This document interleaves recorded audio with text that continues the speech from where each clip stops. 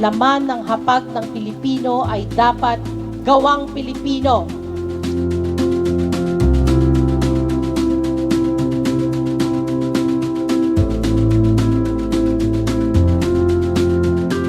Madadala natin yung produkto, makakatulong, at yung mga maritime seafarers natin, yung mga OFWs natin, may opportunity.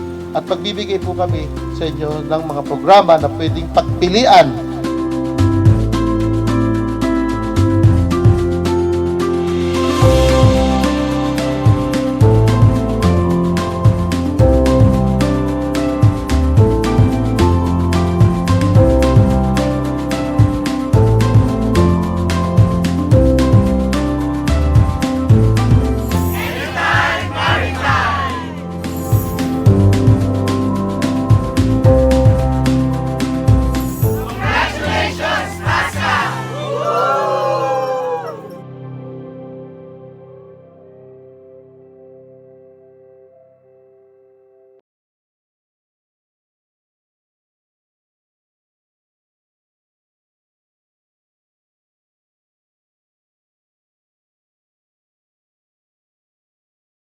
Backbone of international trade and commerce, facilitating the movement of goods and products across the world's oceans.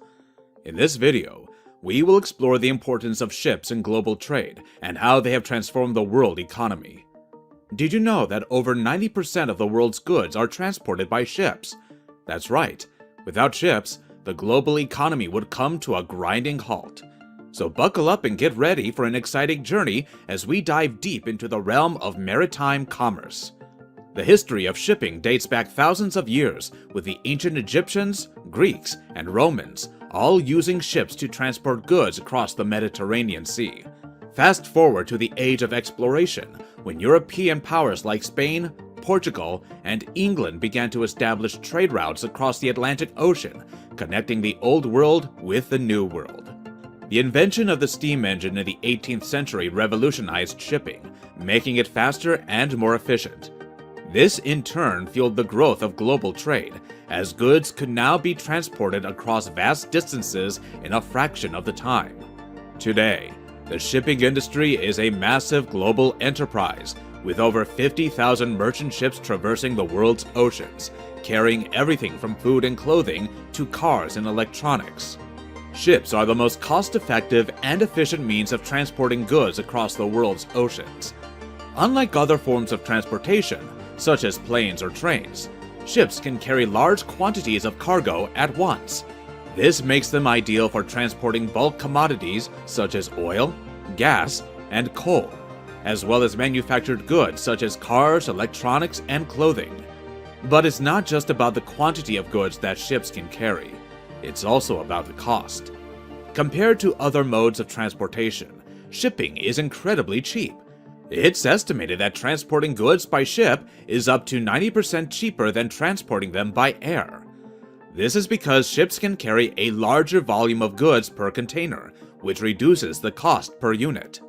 Moreover, ships are more fuel efficient than other modes of transportation.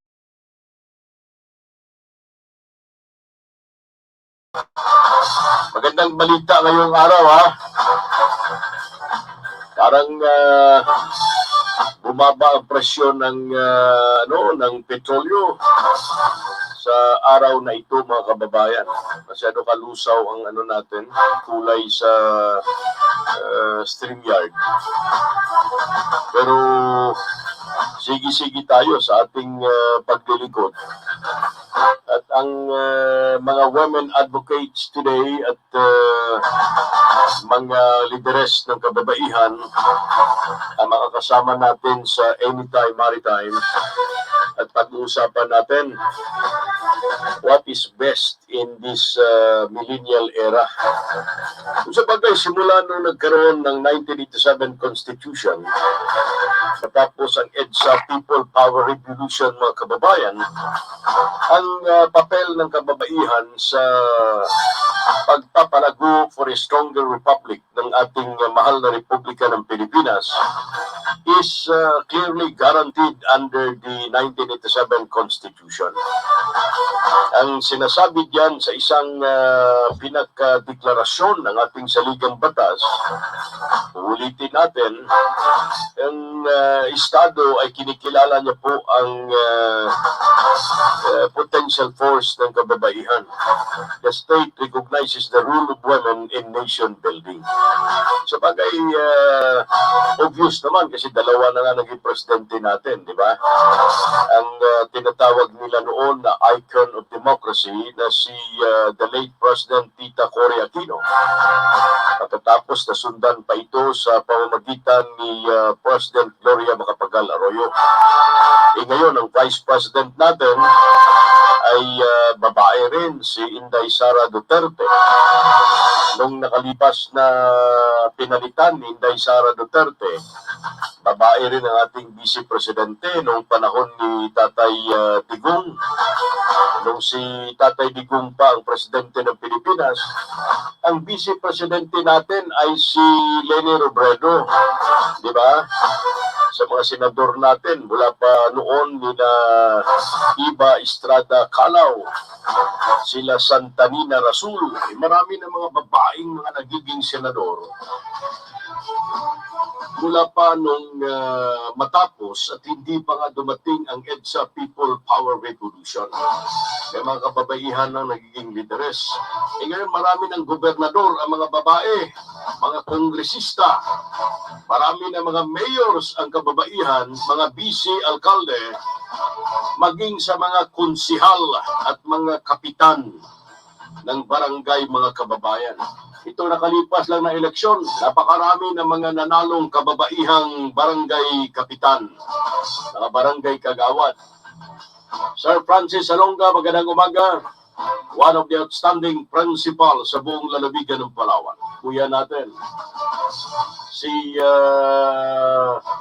Ate Juan, si Ate Score, ang reyna ng Aburlan Public Market.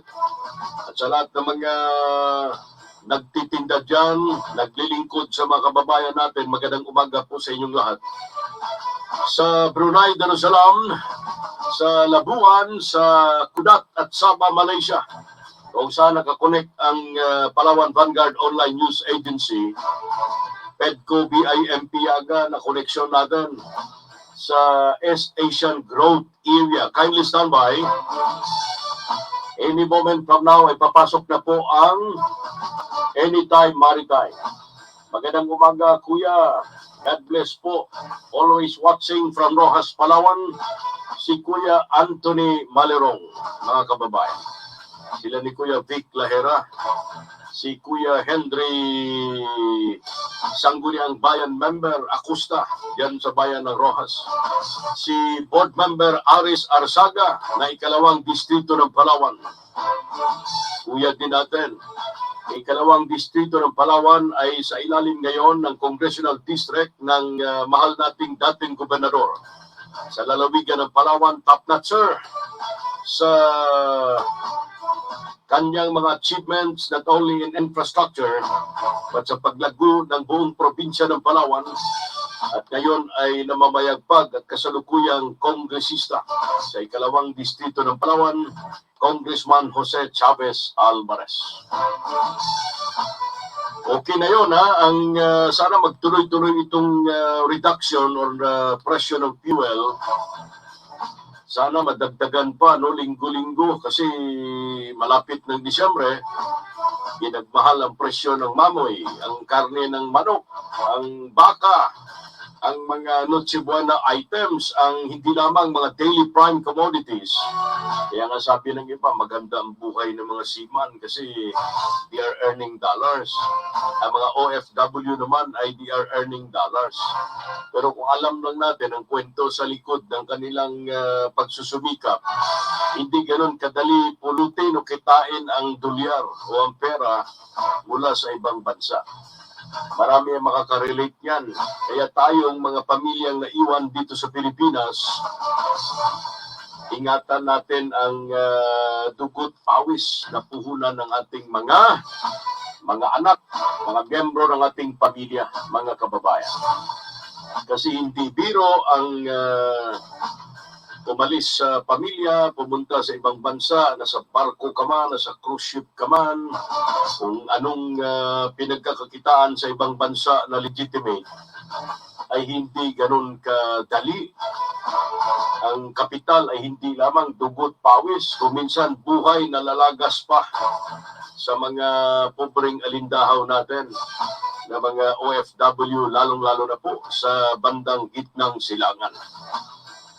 At kalungkutan, isa sa mga kapital, pagtitiis, dedikasyon, at ang pamilya back home ang nagsisilbing mga inspirasyon para magpatuloy sa kanilang hangarin na mapaganda po ang buhay ng kani-kanilang pamilya balik dito sa ating bansa. Welcome sa ating palatuntunan ngayong umaga. This is another edition of Anytime Maritime at based on the initial information relayed to us, ang pag-uusapan natin ay ang safety, proteksyon, at ang kasiguraduhan na pantay-pantay, patas ang pagtingin sa gender maging sa ating kababaihan. Ngayon, globally, may mga bansa na talaga nire-recognize na nila, may mga batas na pwede nang ikasal ang parehong uri o kasarian. May mga sa Amerika, may mga estado na talagang, siyempre kung hindi ka nasanay, parang awkward tingnan, pero may mga estado na nagalips to lips ang kapwa lalaki, naku po, yung kapwa babae, kinakasal pa. May mga bansa naman na hanggang ngayon parang hindi pa makamove on sa bagay na ito. Pero tayo sa Pilipinas, maging sa mga organisasyon, maging sa gobyerno, ay kinikilala na po ang tinatawag na equality sa kung ano mang gender na meron ka, mga kababayan. Tayo naman sa Anytime Maritime ay mas lalo nating kinikilala yan. Kasi hindi porket medyo duwa-duwa ang kasarian mo, hindi ka na pwede magmarino. Hindi porket medyo ati ka, koy ka, hindi ka na pwede magtrabaho sa barko. Di ba? Wala yan. Ang importante, quality and resilient na mga Filipino seafarers at ang mga executives naman kailangan ay sa bagay sa Amerika lang yan, sa ibang bansa uso yung tinatawag nila mga racists. Dati marami sa German na lahi. Ang panahon pa ni Hitler Pero ngayon sa modernong panahon hindi na yan, wala na yan. Wala na yung titingnan mo ang kulay at titingnan mo ang balat ng kapwa-tao mo. Wala na yan. Kaya sa mga nagtatrabaho sa barko, kapitan ka man, nagdiyan ka man sa makina, nagdiyan ka man sa bilang crew, kargador ka man sa pier, hindi na uso sa atin ang tumingin sa tinatawag na rasa ng tao. Dito naman sa atin, ang Pilipinas naman, napakarami ng bansa sa loob ng estado. Napakarami ng cultural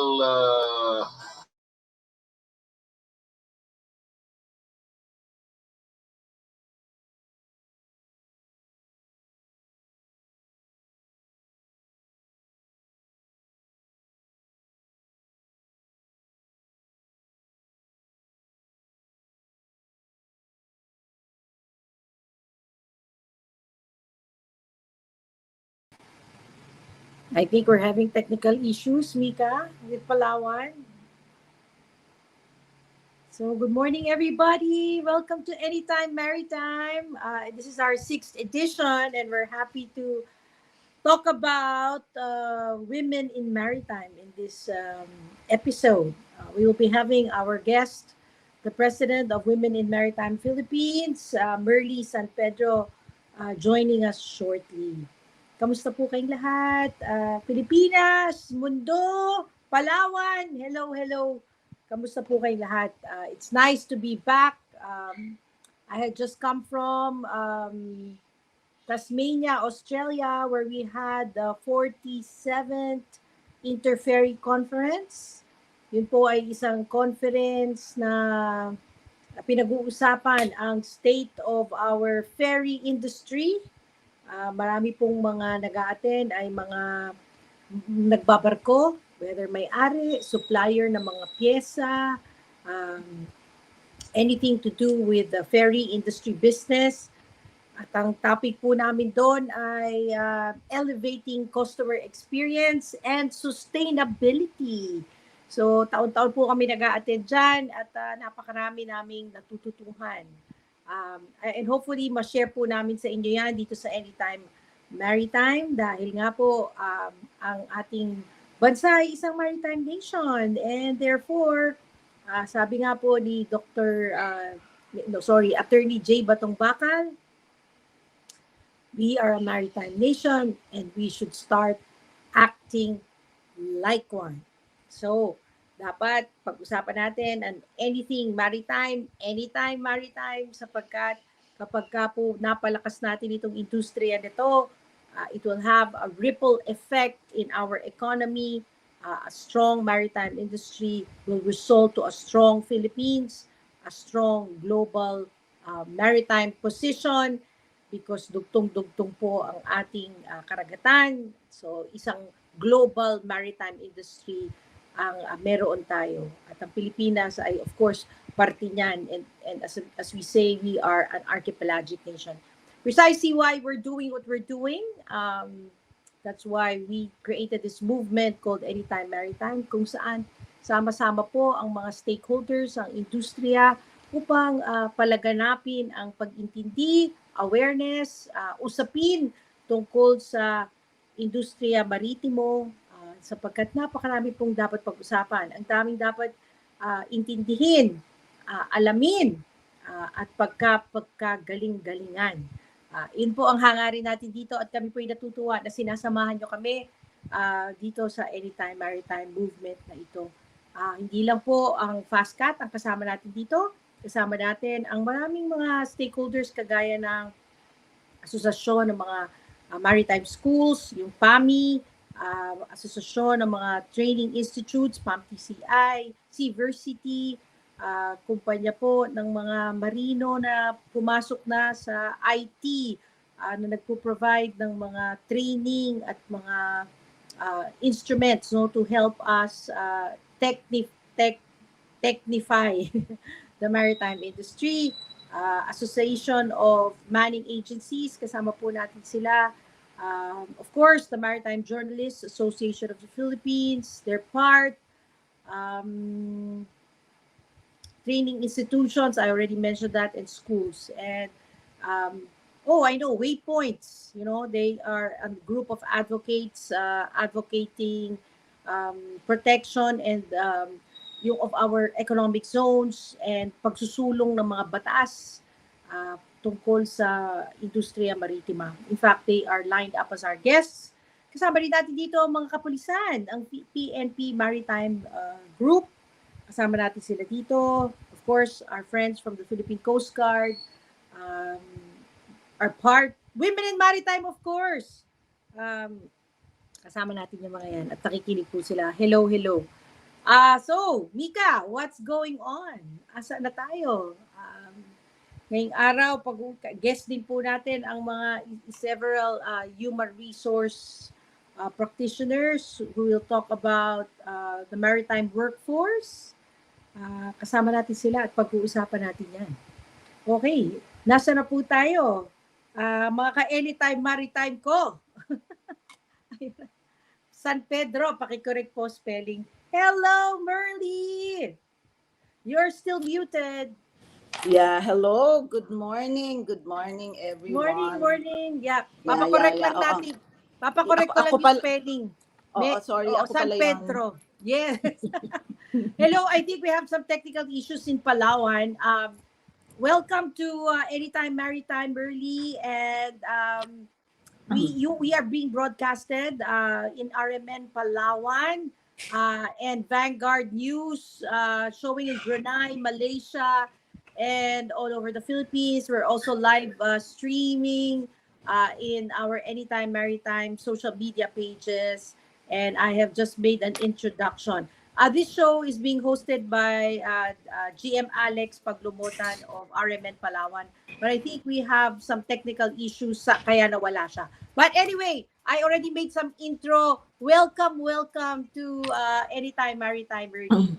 I had already introduced you, but please go ahead and introduce yourself and, of course, tell us where you are. Yeah, good morning. Diyos marhay na aga. That's how we greet everyone here in Bicol. I'm here in Legazpi. Ito ang ating magayon na probinsya. It's a beautiful province. Our region, of course, this is Albay, where I am right now, where the school is actually situated, the Mariners Polytechnic College's foundation. But of course, good morning, my ever reliable and beautiful partner in maritime, in Women in Maritime, of course, Ann Pastrana. So I'm happy to see you kahit dito pa lang tayo sa dito tayo sa iyong, and congratulations for Anytime Maritime. And I'd like also to greet your partner there, the GM. I'm sorry I had some technical issues earlier. I have to move from our from our Mariners by the Seaside, where our campus facilities, the other campus facilities are located. Because alam nyo naman, yung low pressure area, kagabi, we have been really kung may bashing in the social media, na bash kami dito. Oo, kaya medyo challenge kami. But this morning is a better, we have a better situation. Kaya lang talagang ganon sa probinsya, no? And this is really the challenge.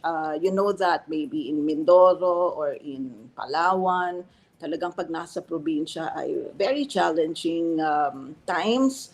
That's why we really want to be the voice, no? To bring in the issues from the outskirts to the center of where government is, para mapansin naman, especially because we are a maritime and archipelagic nation. Archipelago, siyempre. So congratulations with Anytime Maritime. It's a good program that could bring in the issues that we need to discuss, and not just discuss, no, because we're all in associations where we do not want discussions to stay up there in the minds, in the air, but we really want them done. And this is where women like us, so magandang umaga din sa ating mga kawima, mga ating kababaihan from women in maritime industry all across the country. Of course, we must have mentioned already that the Women in Maritime Philippines is an association of women across maritime industry. So just like you, Anne, who's an executive in the shipping, in shipping, and of course, kami from education and training. We also have, of course, our seafarers, women seafarers, whom we have been helping to organize also, and provide the necessary support, whether, of course, support in terms of their future, no, for their careers, but definitely they need more support in terms of the environment where they are, where they are in. Kasi kapag po ang environment ay kung saan nandyan sila, ang ating mga kawima, ay hindi po, hindi, how do you call it? If this is not aligned to, making them more productive citizens of this country, it's going to be a very, very short career for them. So, yan po ang papel namin. We may not be seafarers, Anne, no? But of course, we are driven by our goals, since Women in Maritime Philippines, of which also we had Women in Maritime Asia, ay tinatag to ng IMO, the International Maritime Organization, in 2007.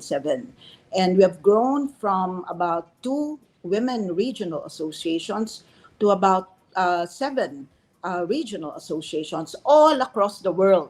So hindi lang po ito Pilipinas. So siguro wag ko munang ubusin yung background, but definitely siguro simulan lang natin dun sa area ba na parang saan ba si WIMA, no? Ano ba ang ating mga banner programs? Napakadami po, but these are all aligned dito sa panawagan din ng SDG, no, ng United Nations, the Sustainable Development Goals of women empowerment, gender equality, of course, the SDG 13 and 14, life below water, and that issue of climate change. So yun muna siguro a little background. Yes, thank you, Merly, for saying that. And of course, we're very, very proud to be a part of this Association of Women in Maritime Philippines. And extra proud that you are actually heading Women in Maritime Asia. Oh, okay. We're happy to see GM Alex. Okay, I think. Hi, GM Alex. Good morning.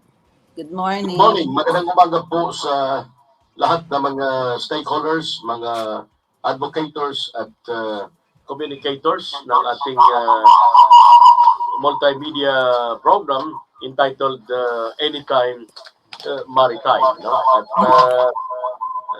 due to some technical difficulties, medyo nahuli tayo sa pagpasok at malakas ang feedback natin, Engineer Jaime, para sa mga nanonood, nakikinig sa atin. No? So, welcome. Ang inyong counterpart dito ay Public Agenda Program by Radyo Mo Nationwide. We are joined by Palawan Vanguard Online News Agency, lahat ng mga multimedia communicators, kasama na dyan ang ilan sa mga websites, particular ang websites engaged into the maritime industry. Now, it's nice to note that our topic for today is about equality ng kababaihan sa hindi lamang pagkikilahok, ngunit aktibong bahagi ng industriya maritima. At malalaman natin ang mga panibagong standards in terms of labor at ang safety and protection ng ating mga kababaihan sa workplaces. Ano mang aspeto ng kanilang pagtatrabaho sa maritime industry. No? Alam natin sa Philippine Ports Authority, marami ng kababaihan ang involved ng trabaho. Sa Maritime Authority, marami na rin kababaihan, maging sa Philippine Coast Guard, sa Philippine Navy, sa Philippine National Police Maritime Command, at maging sa mga advocators who promotes and continuously advocate about the betterment of our maritime industry, hindi lamang sa Pilipinas, ngunit sa ating engagement at involvement sa industriya maritima sa buong mundo. So we are ready here, and we are on standby. Makikinig muna kami, and then babalik kami to shoot some questions para sa kapakanan ng mga nakikinig, nakaantabay at nanonood sa atin dito sa Anytime Maritime. Magandang umaga po sa lahat. Morning, GM. So, GM, bago ka pumasok, I was already congratulating our guest, Mrs. Merdy Jimenez San Pedro, who's the president of Women in Maritime, because she's not only president of Women in Maritime in the Philippines, but also in Asia. Imagine, Pilipina ang leader ng Women in Maritime sa Asia. So, it's really something that I'm really, really proud of. And so, maybe we can start, Merdy, by saying to our guests, itong usapin ng gender. Ano ba ibig sabihin itong gender equality na ito? Ibig bang sabihin, mas magaling ang babae sa lalaki? Yung ba ibig sabihin nun? And then maybe let's also share what is the mission and the vision of women in maritime. Yan. Okay. Yeah, okay. Thank you. Thank you, Anne. Napaka-loaded naman ng question mo. Alam mo, we were not created to compete with men. No? Um, the Women in Maritime Association was created by the IMO para bigyan ng magandang context at support ang sinasabing number 5 na sustainable development goal, which is the gender equality. Women empowerment, it's empowerment of women and girls. So ang ibig sabihin hindi po para magpantay, no, magpantay because definitely studies actually show that it will need more than 50 years beyond our beyond our lifetime para even beyond, and they're even asking kaya bang pantayan yung numbers, no, para sabihin natin equal ba, kasi di ba pagka equal it's quantitative, parang kung 2 dapat, no? Kung 5 or 10 dapat, but it's going to be very tough because we start off with numbers right now. For example, um, in the WISTA survey, this is the Women International Shipping and Trade, no, which is our counterpart in the Women in Maritime Association. Sorry. Lumalabas na really the study would show na napakalayo, no? We cannot really come up with a 50-50 even in the ships hindi mo pwedeng gawing 50-50, 50 babae, 50 lalaki. So gender actually speaks of the construct, a social construct, which means kasi may ascribe roles eh. Pag sinabing gender, social hindi to parang definition na dapat babae, lalaki. But there are social roles kasi ascribed to everybody.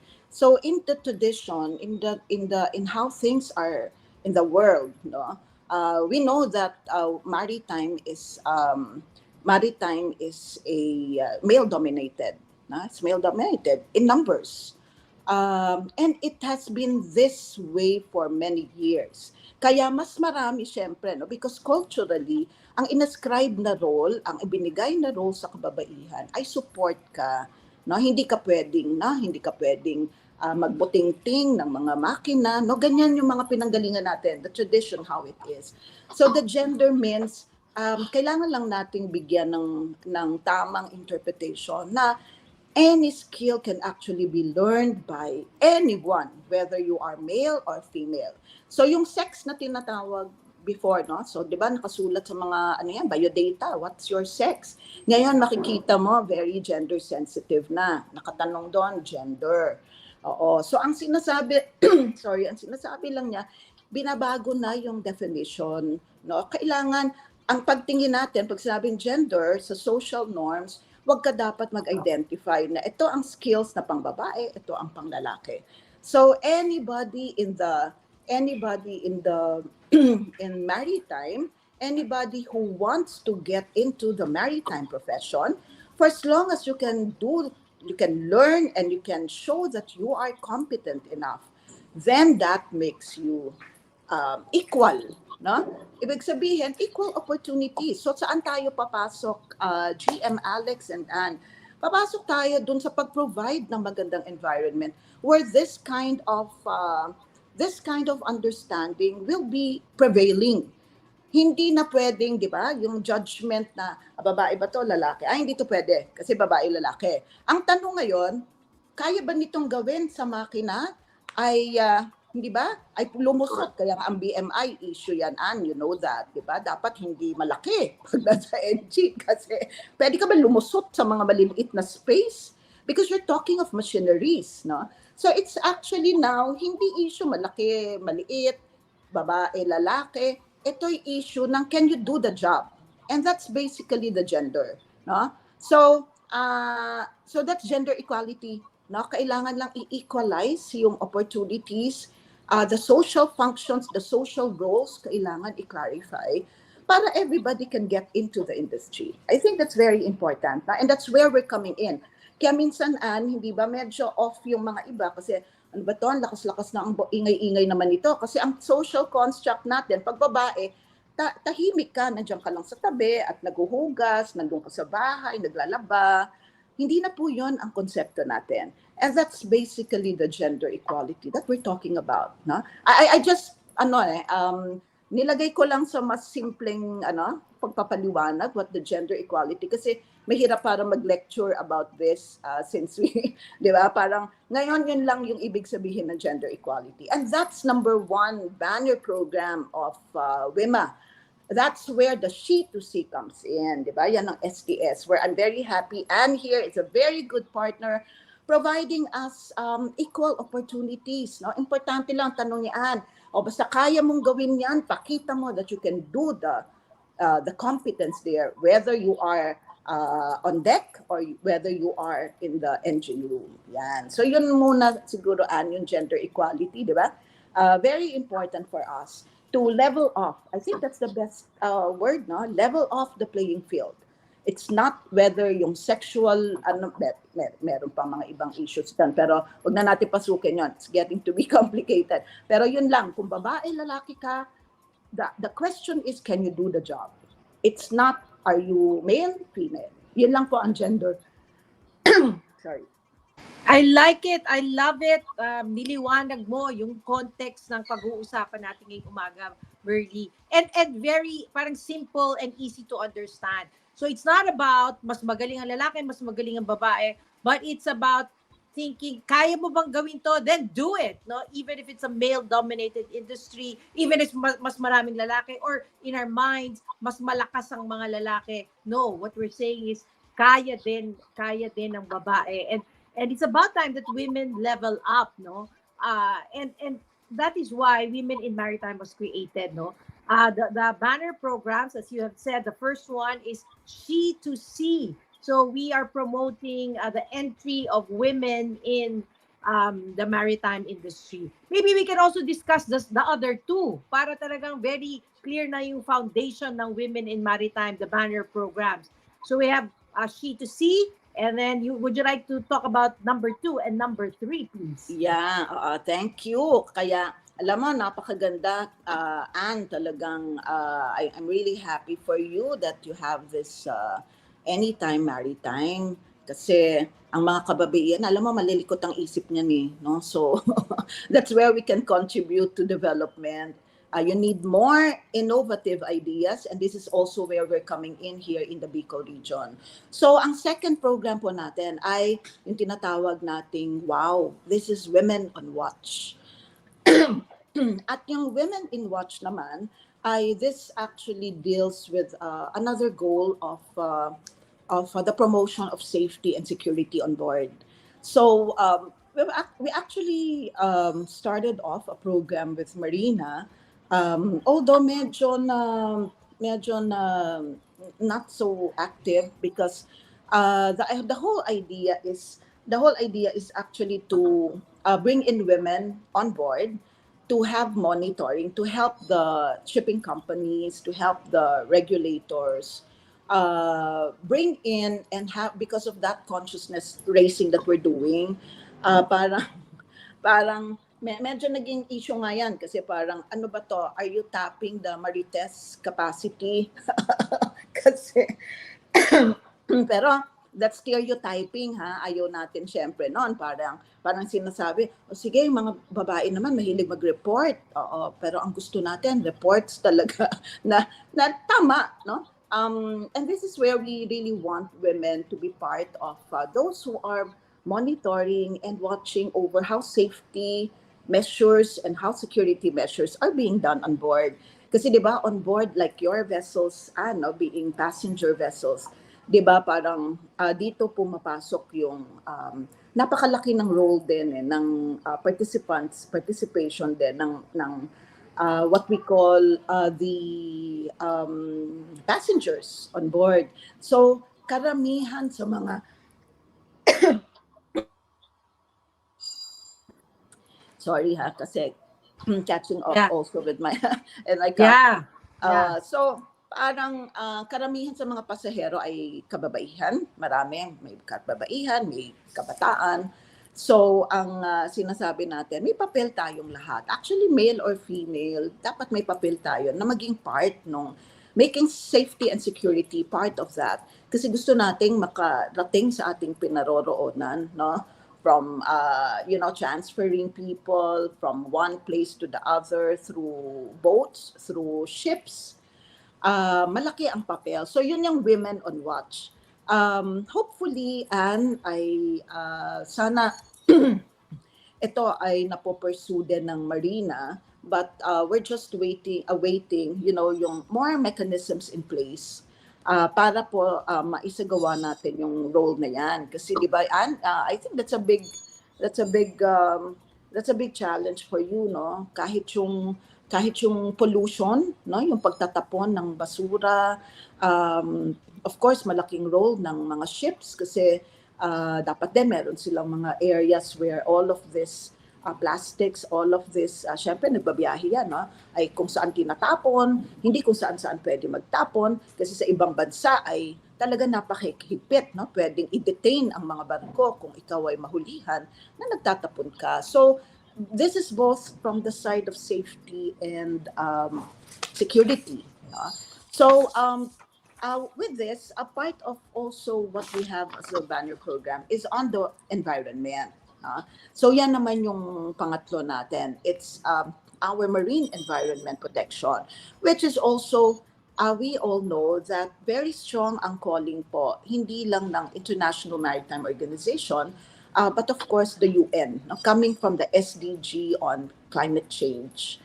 Napakalaki ng papel na gagampanan din ng kababaihan. And in fact, there are different organizations now moving for the protection of the marine environment. So ito lang yung tatlo nating basic banner programs. Kasi, when we started, and di ba, parang ang dami-dami nating goals, ang dami nating gustong gawin hanggang from HIV, trafficking of women, napakadami kasi when we talk of women issues, ang dami niyan. Kaya lang, because we also have limited resources, we also have limited time, we also have we're putting in women from various sectors.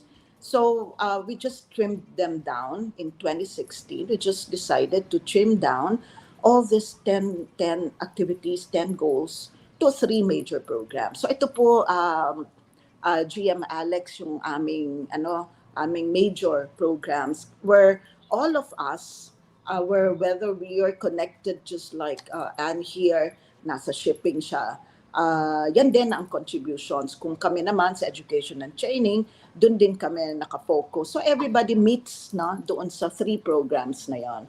I think that's very important for us to highlight. Yes, thank you, Merly. So, to summarize, para matandaan, at GM Alex, ito yung mga ginagawa namin. So, She2C, Women on Watch for Safety and Security, and Women for the Marine Environment. So, ang natatandaan ko nga na ginawa natin, Merly, ay nagpa-print ng mga posters kung saan may nakalagay na mga gabay para sa ligtas sa paglalakbay at kinabit natin yan sa mga barko. Isa yan, di ba? And then She2C, meron tayong mga scholarship na ginagawa ngayon sa mga babaihan na nag-aaral ng marine transportation. Binibigyan natin sila ng scholarship para maging mga marina sila, no? That's our She2C program and our Women for the Marine Environment. So nandyan, GM Alex, ang aming paglahok at pagsali sa mga marine environment activities like coastal cleanup, planting, saan nga ba yan? Saan tayo nagtatanim? Basta may nagtatanim tayo sa coastal communities. Yan po ang mga mangrove, yung mangrove. Yes, mangrove. Planting natin. Yes, mangrove planting. In fact, sila Merly sa Bicol region ay napaka-active dyan kung saan pagkatapos maglinis, magkaroon ng clean up, tinitingnan nila ano yung klase ng mga nakukuhang basura sa karagatan at ito ay inililista. So very much data-driven so that we educate our people, we give the feedback to our government so that ito po ang base ng mga programa na pwede pa nating gawin, no? So maybe Bernie, can we tell our people, our listeners, saan na po ba active ang Women in Maritime at ilan na po ba miyembro natin para marinig nila? Yeah, thank you. Thank you, Anne. Gusto ko lang i-mention, I'm sorry, pardon me for my medyo ang voice ko is really shaky. Now, I just would like to mention also, Anne, na yung WIMA for marine life natin, that's actually the name of our third program. It's WIMA for marine life. So it also is very much aligned with the UN SDG of the SDG 13, which is for Life underwater life, ba? Yeah, life life below water. water. Yes. Kasi remember, sustainability po, pagkain, fisheries, yan, yung fishes, aquatic resources, napaka-importante po for sustainability ng ating kabuhayan. At ang kababaihan, alam natin, traditionally, ito po yung mga naiiwan sa bahay, ito yung inaasahan para sa upkeep ng mga pamilya at ng pagkain. No? So, napaka-importante yan. So, going back to your question, Anne, we have actually chapters all over the country. No? We have NCR, the National Capital Region, where this is headed by our fellow board members, si Normie Hernandez, who is Nako talagang mahirap ang nagre-radio program, Merly. Oo, Napansin mahirap, ko yan Pagkatapos ng 2 hours, GM Alex, parang pagod na pagod ako Buti na lang si GM, sanay na sanay. Let's Oo. excuse. Sanay na sanay si GM. Kaya nakita mo, meron na kami mga cup of coffee at saka, siguro si GM kumakain ng lozenges before and after the show, no, GM? Yun ang ginagawa mo. But sige, Berly, Sige. that's true what you're doing. You know when I studied at the World Maritime University, the first paper that we had to write a reaction paper to is about the Sustainable Development Goals, which was really clarified for us by the IMO, no, the SDG. So so what Merly is saying is nagre-respond tayo dito sa Sustainable Development Goals. Attach ito dun sa bigger goals ng ating mundo. So what we're doing is, wala lang, hindi tayo shotgun na kung ano-ano lang ginagawa, but rather we're very, very much intentional in our actions, in all the programs that we are doing. So you were saying active tayo sa NCR? NCR, yeah. Yes. And then, of course, we have the Bicol region for Southern Luzon. Yes. And that's actually chaired by Noni Enolva, who's the spokesperson of the Bureau of Fisheries and Aquatic Resources. And then we also have for Western Visayas, we have, of course, we're from Education and Training also, Terry Sarabia. Dr. Terry Sarabia is also the president of St. Therese. And then we also have, unfortunately, Anne, just recently, we still grieve over the loss of one of our heads ng ating Central and Eastern Visayas region, and that's in the name of Attorney Sara Mijares. But she's now being seconded and being assisted by another fellow WIMA there, pero ito yung mga kailangan nating ayusin doon through, she's judged now through DALI o dati. And then we also have Davao, but medyo may inactivity. But Davao is also a base for us. And then we also have the Northern Luzon. So these are the chapters that we have in the Philippines. But definitely, we also have sub chapters, GM Alex, no, and Anne, and this is where we're coming from. That's why we have very good support from government, because in our the way we operate, because this is a volunteer organization, no. Kaya si Anne talagang believe din ako dahil you know, as a volunteer association, walang oras to, 24/7 po kami, no? Walang oras pag tinawagan at kung kailangan umattend kung saan-saan. So we have actually sub-chapters in different maritime-related agencies, but the goal actually is also to bring in those who are not directly known as maritime agency, but because of that nature that we're pushing for on the blue economy side, on the blue Philippines, that we're saying that we are a maritime and archipelagic nation. Dapat lahat ay makapag-contribute. Pero at the moment we have, and we'd like to mention, we're very happy for the very good support of Marina, which is the Maritime Industry Authority. That's where we are based, and di ba?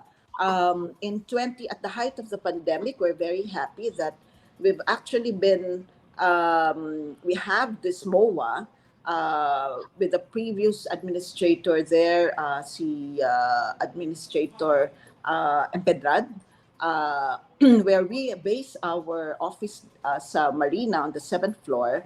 So dito po tayo naka-base, but we also have another private sector base, which is at PTC, with of course with the full support of PTC there, with our board, si Chris Manzano. So we have of course Marina.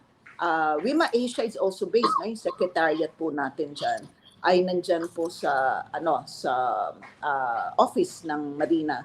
And then we also have PPA. PPA as also a base for I mean the subchapter that we have. And then we also have the PNP Maritime Group. Ayan, kung saan kami ni Anne ay also actively helping out PNP Maritime Group to also be mainstream. Kasi no, wala namang masyadong nakakaalam na, ay, meron palang maritime group si PNP. Kahit kami, very recently lang namin nalaman. That's why hindi po kami makabitaw para tulungan, kasi we really need everybody's support. No? Hindi pwedeng tayo-tayo lang. Kailangan lahat po tayo para sa maritime industry. And then we also have PNP Maritime Group, PPA, Marina, and we also have BIFAR. Actually, slowly, they're also putting the women together at BIFAR kasi napakalakian ng papel ng BIFAR. Speaking of sustainability for the food, no, fisheries, ayan naman yung ating content din pagdating sa pinag-usapan nating a maritime and archipelagic country. Sustainability for food, and of course protection of the marine environment, kasama po yan. And then actually we had a head start dito sa DFA. We hope ma jump start nin yon. And then of course we're trying to reach out also for DOTR. So ito po yung some of the sub chapters that we have. I hope I did not forget anyone. And ito yung mga, ay, sorry, nako, magagalit sa akin. Philippine Coast Guard, oh my God, this is one of the bigger groups. At napaka-aktibo po. At we're very proud of our women in Philippine Coast Guard. In fact, one of those who started off the program there with Philippine Coast Guard is now a captain, and the first, I think, not to fly the aircraft for Philippine Coast Guard. And this is Captain Christine Diciano. So, napakadami po. Ito po yung mga ilan lang na mga bahagi ng ating kawimaan. No? So, marami po tayo, at sana mas dumami pa yung ating lahi dito sa pagpropagate ng ating 3-banner programs. Yes, thank you, Merly. Napakadami na natin talagang mga chapters na nagkalat sa buong Pilipinas hanggang Asia. So, what are the other countries we are present in Asia? I know we went to Timor-Leste. GM Alex, isang grupo kami ng kababaihan from the Philippine Coast Guard, from Marina, DOTR, private sector. Ako, yan sa education and training, si Merly na pumunta sa Timor-Leste at kung saan shinare namin doon ang ginagawa natin sa Pilipinas because in other countries hindi sila kasing aktibo na kagaya natin. Kung meron man isa tayong mapagmamalaki, talagang itong nabuo ang Women in Maritime at napakadami nating mga programa na naumpisahan na at itinutuloy at na-share natin yan sa iba-ibang bansa sa Asia. Ano ba yung mga branches natin, chapters natin sa Asia, Merly? Yeah, okay. It's good that you mentioned that, and we're very happy that we have now we're running four um, four chapters in Asia. Of course, yung ang nangunguna po dyan ay ang Women in Maritime Philippines, and they really see us, and di ba? They really see us as the big sister. Wow, di ba? Kasi parang, kasi talaga naman, in terms of experience, ay diyan natin nakikita yung, hindi naman siguro mas senior, no? Pero, parang we have the experience since 2007. And of course, I'm very happy to say that the first regional coordinator for the IMO I was also assumed by our WIMA advisor, the one who helped us form this Women in Maritime Philippines, no less than Attorney Brenda Pimentel. So grabe talaga, we're so happy that we are in the midst of really women who are by heart, they have the cause of the women, and it all started also with embracing the maritime industry as part of our advocacy. So we have as chapters, no, you're asking about this. So WIMA Phil po yan, Women in Maritime Philippines. We also have My WIMA. Ang My WIMA naman is Malaysia. Okay, which is also very active and which is headed by Dr. Yasmin Binti Han. Sa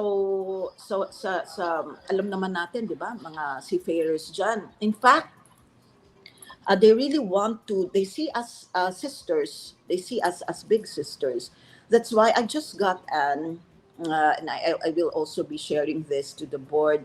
I just got a request from them that they would want to have an organized visit here in the Philippines to bring in the My women, the core of their group, to come here and see how we operate, how we work. So dadalhin po namin yan sa mga academe training at sa shipping, no? So I'm sure you will also be able to show the initiatives of Archipelago. So that's my WIMA. And then they're coming, they hope to come before the end of the year. And then another one is, of course, Timor-Leste, no, where we had our regional conference in 2017. So Timor-Leste is WIMA in Timor-Leste. And there is always, ito ang ganda-ganda ng kanilang pangalan. They call themselves, yung ikaapat natin ay INA. INA, kasi di ba mga sa Indonesian, Malay kasi, no, culture, marami tayong mga words na common. At ang INA, di ba ang INA, parang sa atin we pronounce it at INA. Sa kanila INA. Ang INA stands for Indonesian Women in Maritime. So such a beautiful word that would describe them. Na talagang parang Mother Nature taking care of nature, of all these programs, as well as what we see from the IMO, from the UN SDG.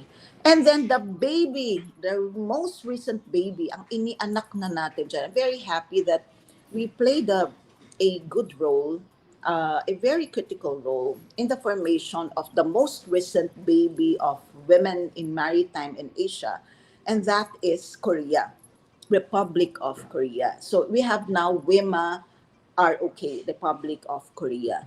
So I was there. I was asked to join last June, and they had already the launching of the WIMA Korea, and in fact, the projections of the IMO there is because there is a recent grant coming from Korea, and this grant is going to be the seed of the project that will be launched. One of which is actually working on a project against sexual abuse and sexual harassment. The one that I sent to you, um, and because they're really very concerned about the increasing incidence of sexual harassment on board, and even sexual abuse. So these are things na hindi natin pwedeng hindi ma-mention. Nakakalungkot, but these are realities when we talk of women issues, when we talk of gender equality. So yan po ang pinaka-recent natin. And yan ang pinaka-exciting. So that is so we have now upcoming is actually the birth of WIMA India. Okay? So ito ngayon yung actually dapat this year nila target yon, para kaya lang napakahirap din because we really have to provide them the guidance. And hopefully, I think they plan to have this by March. So we're looking at all of this. At marami pa pong, in fact, maraming mga nagko-contact sa atin na gusto nila mag-establish but on their own. But siguro ilinaw lang natin, Anne, because definitely it is important that the Maritime Administration is very much involved. Kasi IMO, which created WIMA associations in the whole world, um, it is very important to put in the picture the role of the Maritime Administration. So in the Philippines, we're being looked up to by other regional associations kasi we have a very strong and good support from Marina. Kaya napaka-importante na despite our issues, despite our side issues on some policies, some standards that our administration has, we still have a very good working relationship with the Maritime Administration. In fact, sila nga ang base, no? Sila nga yung ating support sa ating Secretariat Office, which is located in Marina. Yan. So yan po ang buong membership naman sa WIMA Asia. Yes, nako, thank you. Nakaka-proud talaga na ang WIMA field is in the forefront of women in maritime. And there are chapters in Malaysia, Korea, Indonesia, Timor-Leste, at tayo nga ang nangunguna sa leadership ni Murdy. Alam mo, GM Alex, napakarami naming natatanggap na mga imbitasyon from IMO. Of course, IMO is under the UN, to take part in many of the conferences and activities to create policies for the maritime industry, no? Kagaya ng sa marine environment, sinusukat nila, GM, ano na ang nangyayari, anong ginagawa ng ating bansa, anong ginagawa ng iba-ibang bansa upang marating natin yung mga sustainable development goals, no? Like yung sa decarbonization, as we speak, may nagkakabit ngayon ng equipment sa makina ng isang fast cut sa Batangas kung saan i-decarbonize, no? Mababawasan ang May greenhouse question gas tayo, effect. Yeah. Abigail. Yeah, GM Alex, you are unmuted, so we can hear you. But yes, we have questions. I can see it already. So these things are being measured and monitored by the IMO, and we're very happy that itong non-profit, non-stock, volunteer organization Women in Maritime, pinangungunahan nga ni Murdy San Pedro is very, very much active because we want the women to count. Di ba? Wala tayong bayad dito, walang sweldo to. Pero talagang nangunguna tayo dahil we want to make women count and we want to make the Philippines, active and participative because we belong to this global maritime industry. So, Jem Alex, ano naman ang say mo dyan? Baka naman may tanong ka sa amin. Pero, Tanongin mo na. yes, ma'am. I was just toying this idea because si Ma'am Merly mentioned a while ago that ang maritime industry per se is a male-dominated industry. So ito ba ang dahilan kung bakit ang binuong organisasyon ay Women in Maritime? Bakit hindi na lang natin sinabay ang kalalakihan? Kasi kagaya ng batas, no? Violence against women and children. Sabi ng mga kalalakihan, marami rin ang mga lalaki na biktima ng violence ng hindi lang marites, ngunit Armalite na bungangan ng asawa. I mean, something like that. Although, hindi naman lahat, kaya I am just wondering why, kung bakit nakasentro tayo sa women in the maritime industry. Yeah, okay. Nice question, GM Alex. Okay, kasi unang-una, you know, because I'm a social scientist, ang behavior po ng tao, when you are marginalized, kung ikaw ay in numbers ay konti, kung ikaw ay hindi masyadong napapakinggan historically, you always have to organize yourself. No? Organize yourselves. Because that is in a way, di ba sabi nila, there is unity in numbers. Okay? So kapag ikaw ay mag-isa, you're just a voice in the wilderness. At walang makikinig. Sabihin niyan, ang ingay-ingay naman yan, wala naman nakikinig sa kanya. Pero but when you band as one, and that is a general behavior, no? So what happens now? So given that background, for one, IMO really saw na in numbers talaga, no? Mas marami ang kalalakihan. So, because of the UN Sustainable Development Goals, at nakikita naman nila na talagang kailangang i-organize mo rin ang kababaihan. And that way, they are able to see for themselves and to form more meaningful engagement so that their voices, their concerns, their issues can also be heard. Hindi naman kasi pwedeng parang maingay ka lang for nothing.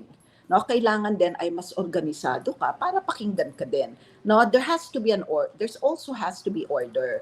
So even with IMO, they felt that it's about time na when you think of the whole industry, you really have to be more inclusive. No? You have to also encourage diversity. So diversity means, and that is the calling right now, di ba? Even with involvement of sectors, hindi lang po pwedeng iisa lang.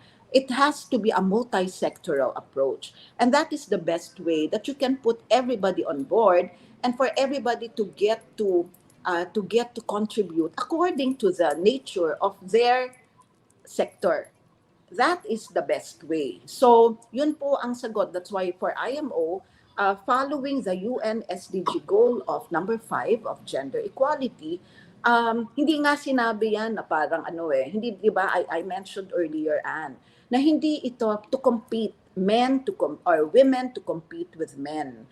It is actually correct, di ba? It is actually to correct the general impression and the general problematic framework na inaga-assign ka lang ng sex, no, pangbabaeng trabaho to. Look at, ang napakaganda. Napansin nyo ba sa culinary? Hindi ba dati associated sa kusina ay babae lang? Kasi Okay. babae lang nagluluto. But now, GM Alex, nakikita natin mga chef. Ang mga chef ay ang daming lalaki. So you are no longer ascribing certain functions just because you are babae or you are lalaki. Yan po ang so even now here in our campus, di ba, ang chef ngayon ay either a male or a female. Ang importante, is he competent? Is she competent as a chef? So in the same manner, seafarer, Ano rin to, no? Meron din tong language historical dimension. For example, dati tawag natin di ba? Seaman. Pero ngayon nagiging gender sensitive na. Ang tawag ngayon ay seafarer. So these are all implications of being gender sensitive in society. Kasi hindi na pwede imagine mo, okay, si Captain so and so, seaman yan, pero babae siya. 'Di ba? Parang ang question ngayon, bakit kailangan mong i-ascribe naman? Mahabang usapin din yan, ha? So that might be a good topic, Correct. no? Kasi this anytime maritime, 'di ba? Itong anytime maritime na to, anytime, anywhere is maritime. Anything maritime, 'di ba? So maraming magandang pag-usapan. May Pero yun lang yung sagot ko lang, GM Alex, no. So yeah, I oo. have this follow-up. Merong follow-up presentation lang ang Radyo Mo Nationwide dito sa ating Anytime Maritime multimedia show. Kasi Ma'am Merly, ang observation ko personal, working as a broadcast journalist for almost 37 years, since the framework and the ratification of 1987 Constitution, ito saligang batas natin sa ilalim ng konsepto ng EDSA People Power Revolution, ito ang nagpatibay ng rule ng kababaihan in nation building. In fact, ang pagka-frame niyan sa Declaration of Policy ng bansa nagsasabi na the state recognizes the role of women in nation building. And thank you very much sa mga kababaihan na hindi tumigil sa loob ng bahay. Hindi tumigil sa sektor para tumahimik na inaapi within the four corners of the room. Kasi marami mga teachers natin na noon ay tahimik lang pero nagtitiis din sa kakarampot na kita. Now, it appears that because of the continuing advocacy done by a lot of women, may mga kababaihan ko minsan na misinterpret pa as extremist, rightist, merong centrist, merong leftist. At meron ding mga kababaihan na napagbigyan ng pagkakataon na umupo sa Kongreso ng Pilipinas. Hindi lang to be the voice of women, but to be the voice of every Filipino.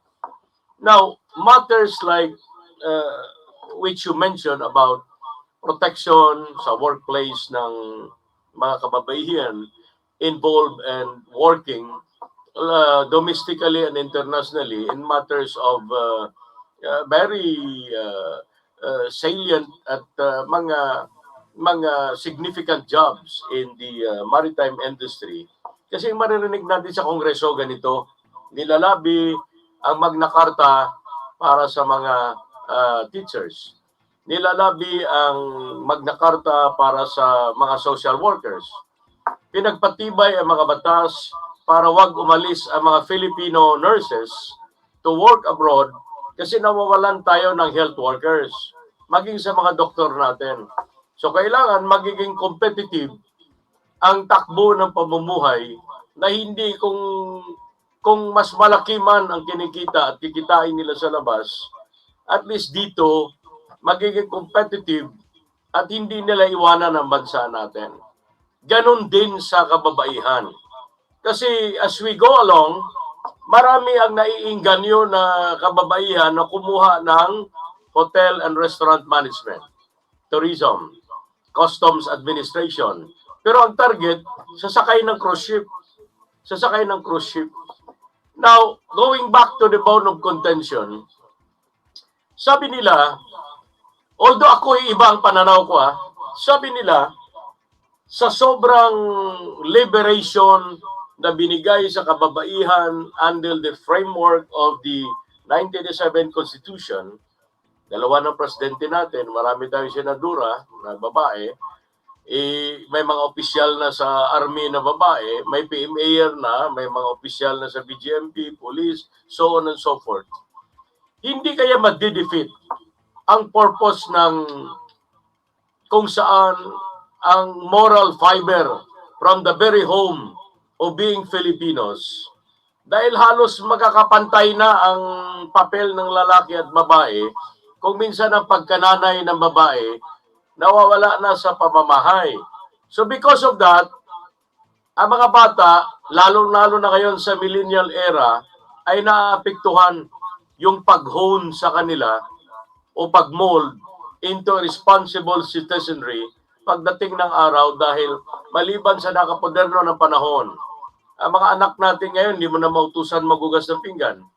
Ang mga anak natin ngayon, kung minsan hindi mo na mabitbit sa simbahan kasi nalulong na sa mga gadgets. How much more, wala palagi ang nanay sa bahay. Ikaw ang nanay ay sumasakay ng barko. 8 buwan makabalik sa kanyang bahay, kanyang pamamahay. So ano ang approach ng women in maritime, not only in the Philippines, but ang conglomeration ng mga women in maritime na mabalansin natin ito, Ma'am Merly.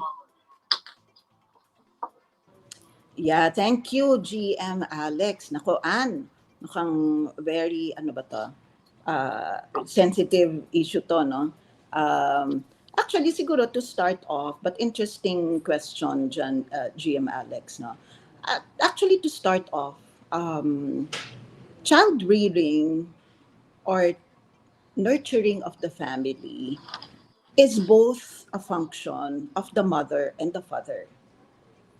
I think this is where that gender equality comes in. No?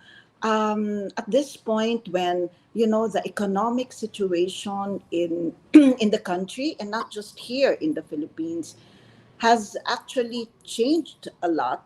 Unlike yung child rearing practices in the earlier historical context ng Pilipinas or ng buong mundo, no?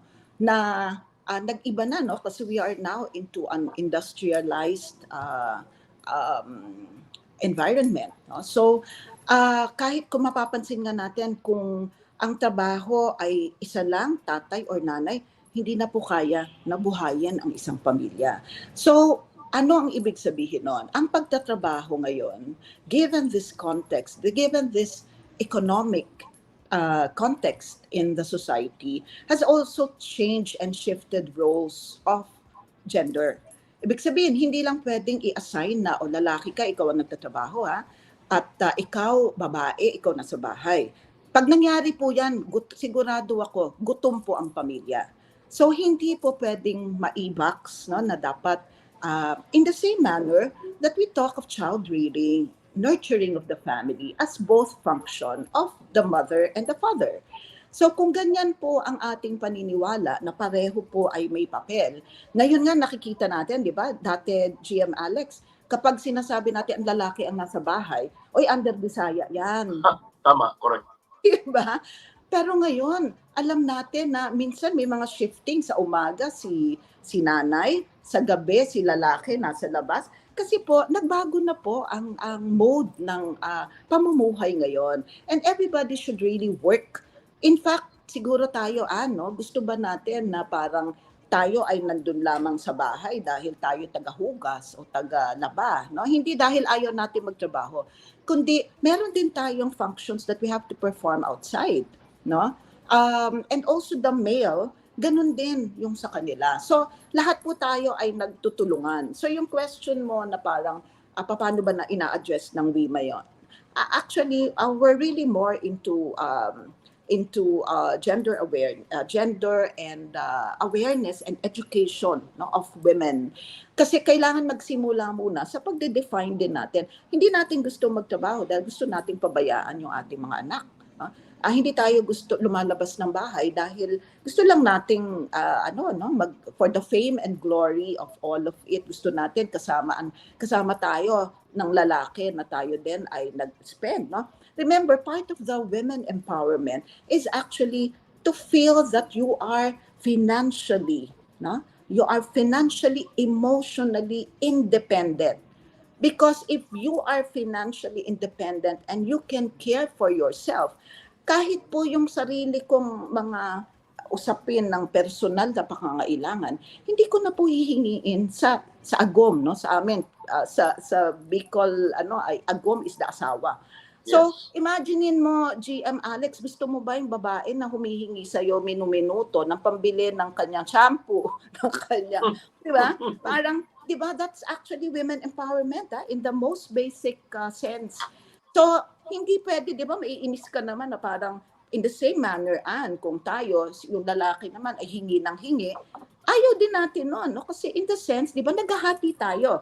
Ikaw ang in charge sa ganito, ikaw ang in charge sa ganito. But we have our own independence para iba po yung feeling kasi na ikaw ay empowered. I think that's very important, no? So kami, mahalaga yun sa amin sa WIMA na meron din kami mga ganyang mga pinag-uusapan. Pero sa amin kasi parang pag pumasok ka kasi sa WIMA, you actually get more engaged by looking at not just the self, but looking at the self towards others, towards the industry, towards our fellow women who need us, and towards the industry and the country who also need us. Kaya kami may advocacies. So, napakalawak niyan. Kasi tayo, di ba? Sabi nga ngayon, ako, ang isang area ngayon na I'm really interested in is actually the issue of the IQ against EQ. No? Ngayon, di ba, sa buong mundo, dati puro IQ, IQ lang. Oy, kailangan sa hiring ko, IQ mataas. Oy, dito sa ating eskwelahan, IQ, ito. But you know, right now, because of what pandemic did to the whole world, di ba, ang naging issue ngayon, oops, let's pause now. EQ is such an important component of human development. Kaya kahit sa kababaihan, EQ-an, no, napaka-importante kasi yung emotional, intelligence is so important because actually, 'di ba, kaya nga we're a whole human being because it's whole from the mind, from body, mind, heart, soul, emotions, intellectual, etc. Lahat po yan buong component ng isang tao. So, lalaki ka o babae, meron ka po niyan. So, yan po ang ating, at tayo, for WIMA, our engagement, if you look at the banner programs, it's actually not so much self-engaging.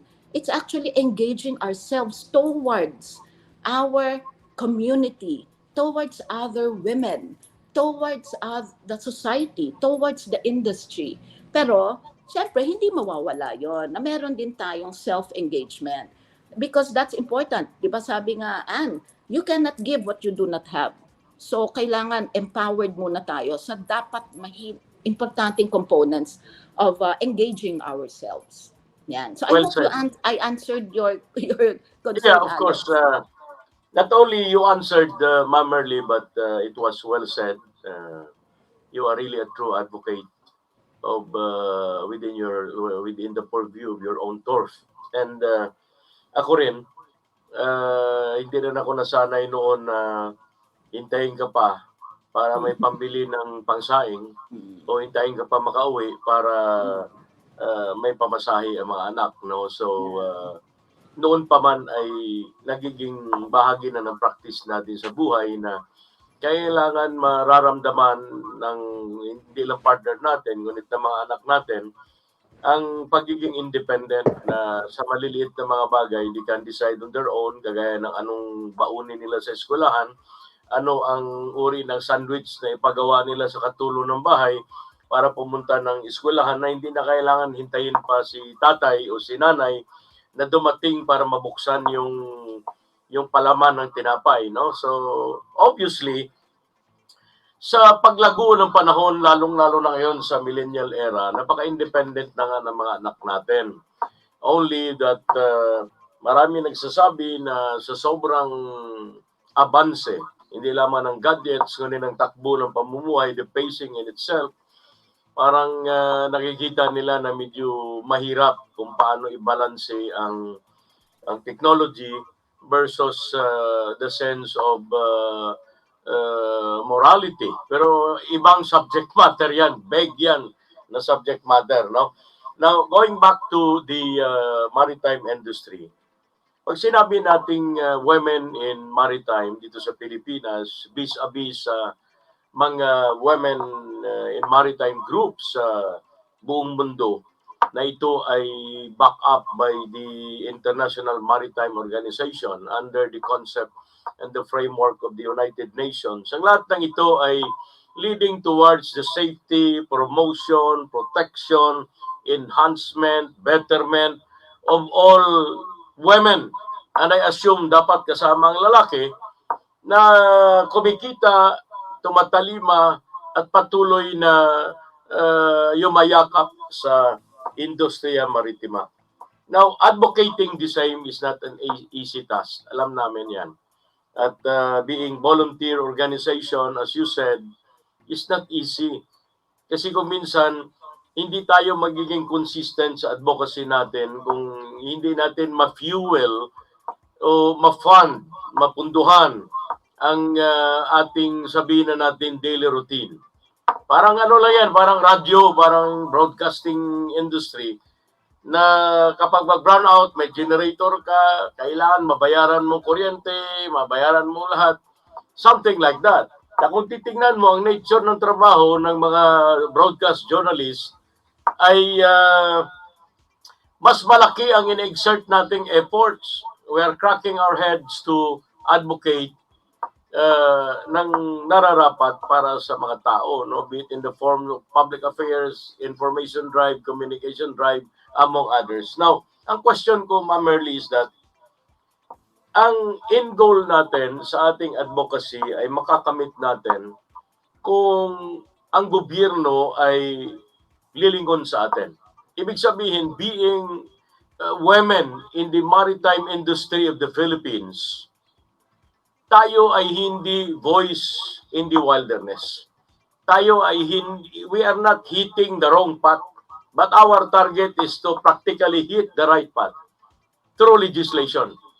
Now, mabubuo natin ang pangarap natin na makatulong hindi lamang sa sarili natin because women in maritime is not practical about you, it's not practically about the organization, but significantly, it's about sa dapat nating tulungan na sektor ng kababaihan, to be specific, sa industriya maritima. Have we, so far, done the lobbying before the Congress of the Philippines? Kasi ang maririnig natin sa Kongreso, ang Kongreso ay nag-a-allow as a matter of policy ng lobby group to lobby on a certain interest, agendum, or matters of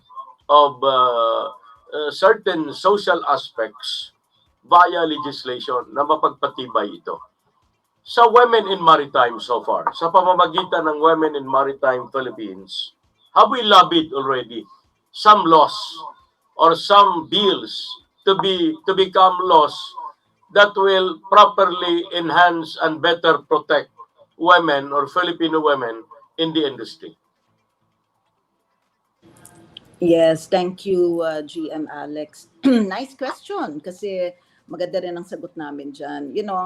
2 years back, I think if you remember, and it was ongoing, it went on until last year. We were part of those consulted for in Congress, both in the lower house and the upper house. And this is on the Magna Carta for Filipino seafarers. So magandang tanong yan kasi tama yun eh.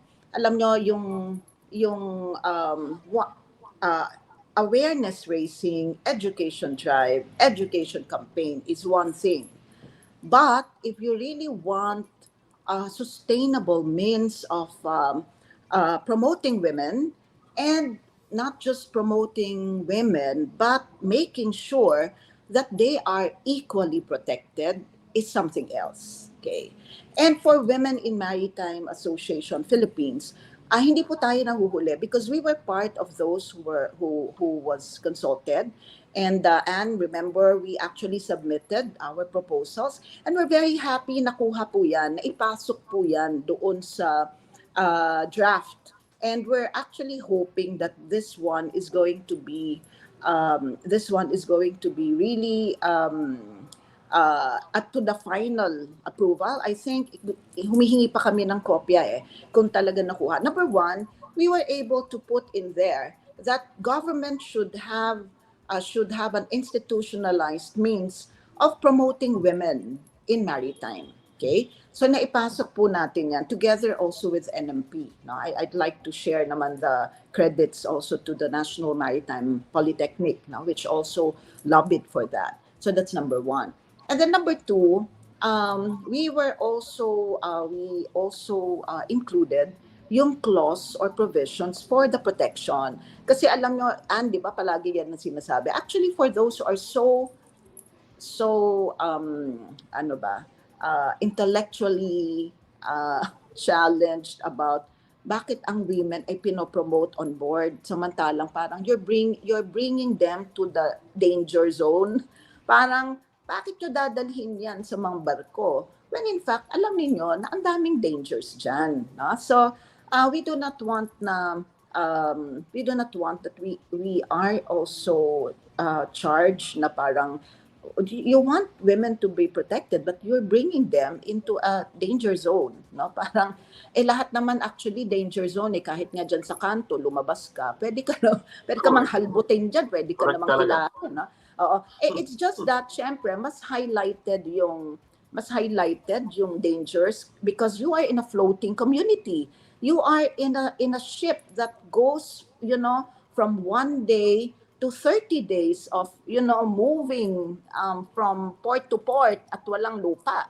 No? So, ang danger talaga ay nandun. Kaya nga doon tayo pumapasok na kailangan may mga mekanismo starting off from the shipping companies to the Maritime Administration, no, to the IMO, that they actually set standards, and this is where women like us would come in for provisions that we can suggest. So dun po sa Magna Carta na ipasok po natin yan yung promotion of women, not just that, protection, kasama din dyan yung setting up of a really help desk na kung saan ay kung meron ding nangyayaring abuse or harassment, kailangan ay nakaset up din po institutional yung manner how to address these abuses. Because I think, and you remembered, no? May mga cases po that ikaw, you're also, you're very much into shipping for domestic ships here. Alam natin that even those who go on board na mga kababaihan nating kadete, sometimes, it's from mild to worse case of harassment. Meron pong nangyayari yan, Ann, hindi ba? At meron pong sa ibang mga companies ay pinapalusot. Nakakalungkot po ito. That's why the mechanisms of engaging also for more protection, more protective means of safeguarding the rights and the protection of women on board ay dapat po nandyan. So nailagay din po natin yan. Naglabi din po tayo. So in response lang, just briefly to your question, meron po tayong ginagawang ganyan. At in the level of IMO, I'm very proud to say, Anne, we have worked hard for this. We have also put forward to IMO na there is a need actually to start all parang in support of the women programs of IMO. We also have to have a very good profile and baseline data for women because that is the only way you can also do more programs for the protection, for promotion, recruitment, promotion, retention of women on board, and of course their protection, no? Whether they are on board vessels, kasi alam naman natin, and it's not just promoting women on board, it's actually women across a maritime country. Ang dami po niyan. You have ports, you have education and training, you have shipyards, you have shipbuilding, ship repair, you have even in maritime businesses. Lahat po yan pwedeng pasukin yan na kababaihan. So isa rin po sa pinopromote namin yan. So what we're saying is that tama ka, GM Alex, ang WIMA po ay naging bahagi na, no, dito sa and we're very proud na adapt po yan. Doon po sa IMO, ang inadapt nila, Ann, ay yung the one that I really pushed for na medyo nawiwirdohan nga sila. Bakit ba pushing ito si WIMA Phil nung disaggregated data? We were saying, we need to have a base kasi wala naman tayo ring resources, no? Actually, para kaming lito lapid, di ba, Ann? No? Bunot dito, bunot. Kanya-kanya kaming bunot dyan kasi volunteer, no? At ang maganda dito sa how we do it in WIMA is that because we are based with companies that have very strong social responsibility advocacies. So kaya po kahit akala nila marami tayong peraan, pero ang nangyayari, we actually carry it across our corporate responsibility functions. And I think that's also what other subchapters do. Kasi hindi pwedeng sabihin, alam mo, GM Alex, no, ang babae, kahit sabihin mong wala, ang sagot namin meron. Kasi meron kami, meron kami pwedeng gawin. Kahit siguro, di ba, parang sabihin nyo, ay ba, napaka-crudo naman niya. We don't mind. For us, it's actually doing the work and doing it well. So kung kulang yun sa pondo, hanapan na lang natin later. Importante po ay maibigay namin, mailabas namin, marinig kami. Kasi hindi naman siguro binigyan kami ng God's grace of having the voice, the loud voice, lalo na yan si Anne. hindi tayo binigyan ng ganyang talent na para lang i-keep ito sa bahay namin. No? We really Correct. have to have strong voice outside. So, thank you for that question. Pero po, kami po ay very much engaged, even with the Magna Carta for Seafarers. And even with Lastly, IMO, even with IMO po, policy generation, and even with Marina. So we're very happy that we're also being listened to. lastly, from our end here from Radio Mo Nationwide, the Palawan Vanguard Online News Agency, thank you for the Palawan Polytechnic College Incorporated who are still consistent, not only of listening to us, but joining the RMN team every Sunday. They have Kabataan sa Ayon program that comes your way Sundays from 1 p.m. to 2 p.m. It's an hour program na binigay natin sa kanila ng libre simula nung bago pa mag-COVID through the initiative of Miss Mary Ann Ibuna Pastrana. No, yan ang kanilang kinikilala with Boss Chet Pastrana na nagbigay sa kanila ng oras. Libre yan dito sa RMN para mas lalong mapangalagaan at mabigyan diin at ma-advocate nila what they are doing, especially sa institution, the only institution which offers the maritime courses dito sa Puerto Princesa City at Palawan. Lastly, Ma'am Merly, because of this women in maritime, which you mentioned about Republic of Korea, Indonesia, and the rest of the countries of the world, ako, makarelate ako because familiar kami dito sa East Asian growth area. Mama Ip kanina mentioned about Timor-Leste. In fact, kami rin sa BIM Piaga sa East Asian growth area will have the opportunity also kasi niimbita kami ng Timor-Leste. Ang bansang Timor-Leste ngayon hindi pa kasi malinaw ang kaniyang active membership maging sa ASEAN. And they are also applying to be a part of BIM Piaga, which titingnan namin kung pwede o hindi. Kasi China is already there, New Zealand, South Korea, Taiwan, and Thailand is also engaged in as trading partners sa planning stage pa lang ang lahat ng yan. But ang ultimate question namin dito is that how do we protect Filipina women, seafarers or Filipino women involved in the maritime industry through this sense of our connectivity. Kasi mahirapan tayo kung ang WIMAFIL ay hindi siya recognized ng IMO, wala tayong boses doon. Parang konseho ng syudad, konseho ng bayan, lahat ng people's organization, lahat ng non-government organization should go and be accredited. Kasi pag hindi ka accredited, hindi ka kilalanin kung anong support system or mechanism of support, protection na dapat extend ay hindi ka kabilang dahil hindi ka kinikilala or hindi ka accredited. In the case of WIMAFIL, are we accredited or are we recognized by the International Maritime Organization? Thereby, we can extend our helping hand to Filipino women involved in the maritime industry globally, Ma'am Merly. Yeah, okay, GM Alex. Actually, Women in Maritime Philippines was a creation of the IMO, so That's the good. International Maritime Organization. And we're part of the regional network, now known as the WIMA Asia, of which we are one of the seven regional associations created by the International Maritime Organization under their WIMA, or under their Women program. So in response to your question, we were created, hence we are actually recognized. And we have the same voice together with the other six regional associations, Arab WIMA, Pacific WIMA. You also have the Latin America WIMA. You also have the Pacific WIMA, Arab meron na rin, ano? And of course, the East and West Pacific, East and West Africa. So all across the continents po, ang Women in Maritime ay very strong na. And since created po ta ng IMO, recognized po siya. So this is malaking bagay po ito kasi nga kaya tayo naman even with the Maritime Administration, we're actually recognized as a partner. Now we are also strategic partner because of IMO creation and IMO support.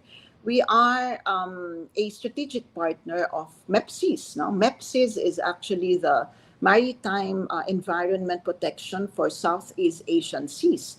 So tayo po ay kasama din pagka merong mga conferences all over the world, ay tayo po ay invited po dyan. The influence really is much, much wider, much bigger because of the support of IMO. So, yan po ang malaking bagay kasi kaya nga talagang we're working very hard that we maintain the trust, and we also maintain the expectations of IMO from us. And they really expect na ang WIMA-Phil, ang Philippines, dahil very strong po tayo sa ating mga nagawa na, and they expect really for us to really help other ASEAN countries, and which we already are doing, since we already assisted Korea for one, and we are assisting India right now. And we're actually targeting other ASEAN countries together with the other WIMA Council, or yung Governing Council of the Women in Maritime Asia. So yan po yung ating ginagawa across the whole region of Asia, and with the support and recognition of IMO. Thank you, Ma'am Erly. Yeah, ako, alam mo, kulang na kulang talaga ang oras, no? It's already, Oo nga. we've been on air 1 hour 44 minutes, which means Agree. we have just a few minutes to ask the questions. Nako, alam mo, GM Alex, ang tagal ko nang kilala si Merly, pero dito sa conversation natin ngayon, mas lumalim pa yung kanyang pag-i-explika sa Women in Maritime na talaga namang super appreciate ko talaga, Merly. Napaka lalim at napakaganda. Kulang na kulang ang oras. Sige, tanungin natin yung mga phone-in question. Ayan. Globally, IMO has estimated that when it comes to shipping and maritime, 1.2% lang ang workforce, so it's quite daunting. Sabi ni Carmela Villar, kasamahan natin sa Manila Times and Fast Maritime. But in recent years, no matter how slow, it has risen significantly. As women representatives, Ma'am Mary Ann and Ma'am Merly, do you think the Philippines has at least shown a positive response in the campaign to have more women involved in a typically male-dominated sector? Ayan, Merly, pakisagot mo naman. Oo naman, alam mo, as women, I thank you, Cami, ha? I hope to see you soon. Tayo, we're always positive, no? Wag lang daw sa COVID, pero we're always positive. We're always positive in the way we see things, diba? So, percentage-wise, we're only at 1%. Even in the whole world, the ratings, even with the Vista survey, no, talagang napakakonti. Pero yung tanong nga na, is there a way that we can move? Oh yes, of course. I could state, for example, in the case of the school, no, of Mariners Polytechnic Colleges Foundation of Legazpi, and even our Kanaaman campus, there's actually a steady increase. Pero yung increase kasi, parang it's not leaps and bounds, no? But if there's an increase, meron naman po. And in fact, what is very good is that it's not just the number, it's not leaps and bounds, it's a small increase. But you know, pag nilagay mo kasi yan sa bigger plot, no, lumiliit siya eh, kung hindi lahat ay nagko-contribute.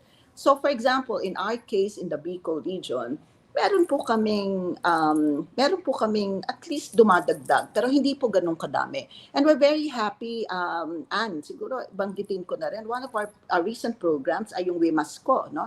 It's a scholarship that we provide, kaya lang limited din ang funds natin, so parang pailan-ilan lang to, no? Dalawa lang yung pwede natin maibigay. So we have GM Alex, no? Just to para sa katuparan din at ma-reflect yung aming goal to have more women, and not just in number ha, even in the quality. Alam nyo ba na dumadagdag na rin yung mga kapitan at mga chief engineers at mga officers. But again, I would say it's not parang from 1% we go 10%. Napakahirap po. It's really a way forward that we just do not do it in our own confines. It's got to be the whole of nation approach, so to speak. Paano po natin pwedeng gawin yan? This is why Anne and I and all other my fellow Kawima, mga board members namin, and all our allies also in the industry, napakalaki pong bahagi yung gagawin natin that we work to have a good environment so that more women will get enticed, will get attracted to come into the picture. Kasi kung hindi po, halimbawa, sabihin na natin issue mo to, no, yung onboard training. Kung hindi po natin yan maiayos, paano natin ma-entice ang mga kababaihan? Sa first level pa lang ng third year nila, mag-onboard pa lang, nosebleed na, no? Kasi napakahirap po pumunta. So, ano po ang role natin? Ang role namin nilaan at at ng even kami here, no, sa media, importante lang ma-push natin, no, magkaroon po tayo isang magandang environment so that more women will come in. Kasi pag hindi po namin magagawa yan, it cannot be leaps and bounds. But it is, Cami, in response to your question, we are moving a little bit. But kailangan po natin ng mas stronger force para po mas malakas. And I think what IMO is doing now, having seed money for creation of mechanisms and groups. Let me just mention, and ito unang-una to sa iyong programa. Kasi we're part of the one that I shared with you, our board, yung project na gagawin ng region, no, ng under IMO, is actually bantayan yung mekanismo for protection of women who are on board. And this is against the sexual abuse and sexual harassment on board. So kapag yun, 'di ba, yung mga magulang, GM Alex, no, sometimes 'di ba parang they fear for their women, no, for their girls. Imagine, inaalagaan mo yan, tapos ilalagay mo lang sa isang confined community na Siyempre. pwedeng masubject to harassment. Pag nagawa po natin yan, na maganda ang environment, not just locally, from the school to the shipping companies nilaan, sana mas marami yung ganyang socially responsible, unlike Archipelago, marami pong pwedeng pumasok, no? But we have to make that environment really sound, protective of women. It's not special case that we're asking. It is just a regular, safe, and secure environment on board. And even outside, what we're also doing, dagdag ko lang, just briefly, what we're also doing with our national maritime, yung ating movement for maritime Philippines, gusto ko ring banggitin, together with Women in Maritime Philippines, ay kailangan lang nating lawakan, no, yung options, and that after kasi GM Alex, studies would show very short po ang career ng women on board, mga seafaring women. Bakit? Kasi po sila later, pag kinasal, may asawa na, ayaw na ng asawa, may anak na, gusto din ba? But that doesn't Correct. end your whole career. Ayan po ang sinasabi namin. The whole maritime is such a vast industry where there are a lot of opportunities where women not just to go on board, but they can still be active in maritime. So yan po, another area yan ng anytime maritime, and di ba? So that's making the environment sound, healthy, protective of everybody, regardless of gender. Yun po ang aking sagot dyan. Yeah, idagdag ko lang, Merly, sa sinabi mo, no? Follow-up question, sabi nga dito, si President Ferdinand Marcos Jr. is urging the Senate to ratify the ILO Convention concerning the elimination of violence and harassment in the world of work. So, nasagot mo na yung sa tanong na with all the things that we're doing and what we're advocating for, talagang we're making the maritime industry a safer place to work in for our women. And what I'm getting, GM Alex, in other conferences, in the many maritime conferences that I'm attending, is that there are many strategies that the industry is doing to send out the communication on increasing awareness, even for young girls. No, maliliit pa lang, meron ng mga programa na pinapakilala na natin ang maritime. Example, ang natutuhan ko to dun sa recent conference ng Filipino Ship Owners Association and International Chamber of Shipping, kung saan ang isang eskwela sa isang isla ay nakikipagsulatan sa isang barko na umiikot sa buong mundo. And then they communicate about the industry. They tell what they do. And then, we tell stories to the young students, so that even as elementary students, they're aware of what the seafaring industry is. They know they have friends there. So hopefully with that, we're planting seeds that they enter in the maritime workforce. So napakaganda talaga ng mga ginagawa natin. At totoo, Merly, hearing you summarize all of that, parang lahat ng pagod natin over the years, parang natutuwa ako na meron naman pala tayong nagagawa. Unti-unti, usad-usad, no? Small baby steps, but we are making a difference in what we're doing. Okay, another question before we end. We have some 8 minutes left. You already said the programs that we are doing. But how about data? You were talking about data segregation. Very solid ba yung database natin sa women in maritime and then maritime workforce? And how are we creating targets to grow? Yan. Sige, pakisagot naman. Okay, nako, napakaganda ring tanong. Sana maganda rin yung sagot kasi kasi alam nyo, no, actually talagang because we're in an we're in academic institution, training, matagal na po nating sinasabi yan sa ating pamahalaan, no, sa ating government. Of course, it's sa amin pwede kong sabihin, we have our I have already steered our goals here in the institution. Na ilagay natin gender talaga, gender-based, at yung women, binibilang po namin yan lahat.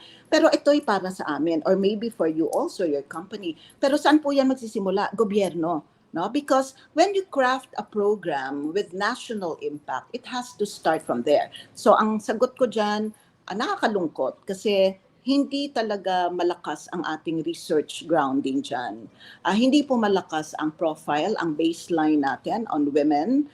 Very important po yan, and we have long been, yung sinasabi ko nga, but I'm very happy after such a long time na I've been voicing disaggregated data. Kasi pag disaggregated data, GM Alex, sinasabi natin, dapat pag sinabi mong data ng 1,000 for example, dapat masabi mo 500 or 600 ay male, at 400 ay female. For example, sa mga aksidente-an, usually reports, ikaw nasa broadcast kayo, nasa media. Pag ina-announce kasi na merong aksidente, usually ang sasabihin lang, for example, 500 or 400 affected by the accident, pero wala silang disaggregated na ilan ng babae, bata, at lalaki. Bakit yan importante sa pag-aaral? Sa ating kasi sa pag-aaral, importante you get actually a lot of inputs generated when you do it disaggregated according to sex, according to gender. Bakit? Kasi doon mo makikita na marami pala, and in the past, lumalabas na mga aksidente, ang marami po ay kababaihan at kabataan. Bakit? In sea mishaps, for example, mga lumulubog, na aksidente kasi hindi sila talaga trained for survival, swimming, technical survival, babae, pero sa lalaki mas marunong, no? Kasi mas exposed sila pag nasa ilog, etc. exposure nila. So, napaka-importante po disaggregated. So, dito sa atin wala pa po, no? But we are actually doing that. And I think, and GM Alex, ang gusto natin po, ang WIMA, kahit papano, ay maging source din ng basic data that we can have. And actually, we will do that by engaging our academe, our training establishments to do more and partner, collaborate also with other research driven bodies that would produce all this data. Kasi pag wala pong data, sabi nila, ang kwento will remain kwento.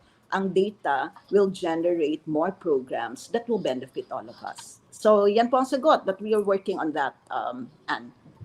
Thank you, Merly. In fact, Merly, I wanted to say that you're saying you're a social scientist, and you know that I'm working on my PhD program now on maritime affairs, and in our company we're very much data driven. You know, we always say, let's establish our data. So whether it's accident, whether it's in human resources, whether of course it's in revenue and marketing, we're very much data driven. And how, you know, how important is data? It's very important. That's why it's so important that we have a lot of scientists. Kailangan mag-step up din ng mga researchers and scientists natin. That's why we are actually advocating this anytime maritime movement. Maybe dadagdag ko lang, alam mo ba, Merly, na si GM Alex ay PhD graduate din. GM Alex, ano ba ang inaral mo sa iyong PhD? Dr. Alex din to eh. Ano ba PhD mo, GM Alex? Public management. There, kaya pala okay. yun, public. So masters in public management and PhD pa. And what are we saying? That in all our expertise, we must elevate, you know, the way we do things na nararamdaman ng mundong ginagalawan natin.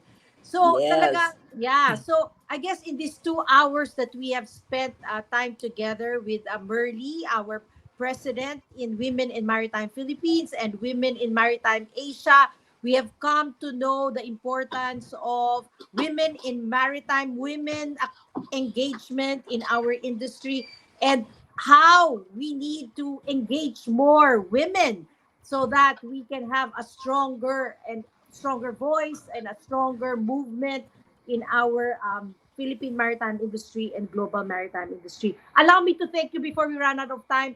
Merly, maraming salamat for spending this time with us, with GM Alex in Anytime Maritime Program.